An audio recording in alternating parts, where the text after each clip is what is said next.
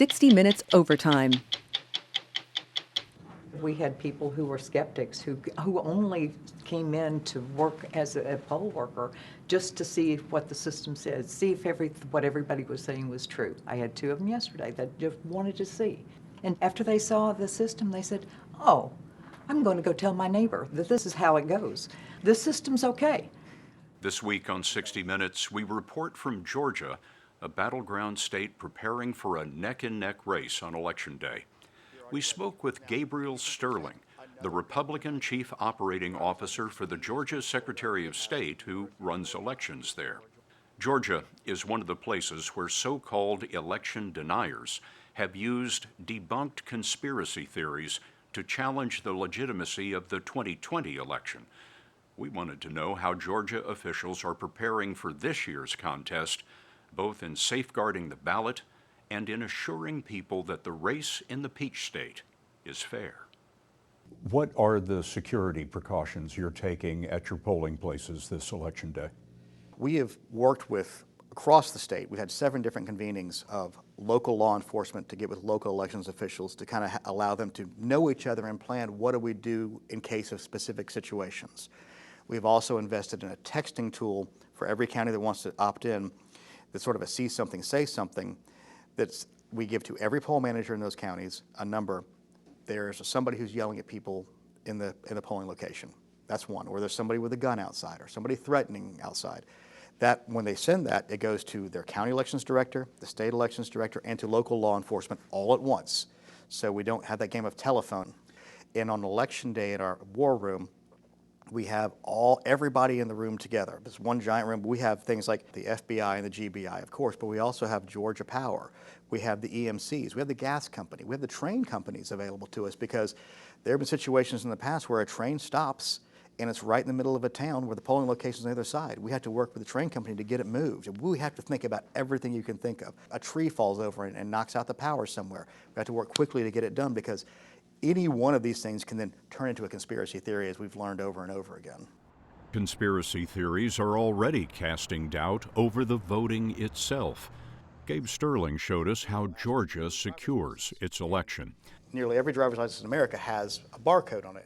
Voters must show an ID. The vast majority use a driver's license. Now, if a legal alien resident came into this system with a Georgia driver's license and presented it, what would happen? Well, they wouldn't be on the voter roll, so they would not come up at all. So they take your driver's license. The ID is scanned by a check-in device called a poll pad. The name, address, and voter registration are verified by the poll worker. They're going to flip the screen to you, you sign it, they sign that they saw you sign it, and they encode your card, which is a green voter card like this that you would get, which shows them this is the proper ballot for this individual voter. This is the voter's key to voting. Correct. The voter then gets access to the touch screen called a ballot marking device, or BMD. So you put it in this side up, and it says, okay, this is your official ballot you brought up. And here you would come to your choices. So let's see what we got. Selections are made, and then comes the key to confidence. The machine prints a paper ballot, which the voter can check before it is scanned and physically stored for future inspection. More than 95% of all Americans will have paper ballots. Mainly because you want to have an auditable trail, so that if the memory cards get corrupted, we lose anything that happens on these, we can compare the paper records to the outcomes that came out of all the machinery to make sure that it's done correctly. Have you reviewed your ballot? Yes. You can insert it any way you want. Hold on to your When they put it into the scanner, we'll tell them that we want them to stand there until they hear it drop into the bucket, and we want to see the scanner advance count one more person that has voted. Beverly Wojtyra is a poll supervisor near Atlanta. She explained ballot security, along with trained poll workers George Harrison and Paul Petruska. That's one of the things that I've been wanting to tell everyone is what keeps this system in its integrity. One, you have 3 different areas that are keeping account. You have the poll pads, right? That is state run. Who can vote, who can't vote. Not done by county, not done by us in here. We're not hand picking. That keeps a count right there. You have 1 count. Then you're going to come over here to the BMD. you're going to make your selections, right? That's a second. Totally separate, can't talk to the poll pads. Then third, you're gonna come take that paper ballot, you're gonna put it in the scanner. That is a third count. So 3 separate devices counting.